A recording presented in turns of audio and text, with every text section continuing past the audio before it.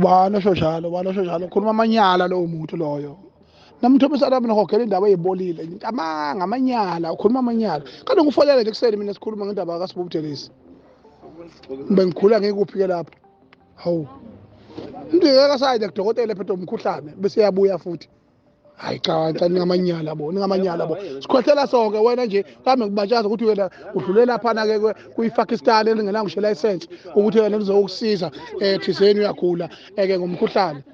manje sekufanele lokho ke siqale ke manje ke kubuye insakambukela umculo wesidwaba futhi yakhe imgodowile njalexa unomuntu bese ngijwayelela kabi nje jwayelela kabi futhi ngakutshela ngathi hlukana nami ngoba namaphepha aphuphile niphuphene nonke nizinja alikho iphepha lisaphila nje yabona if I want to have any breaking news I will announce it myself not you ungena lapho wena ubuyinja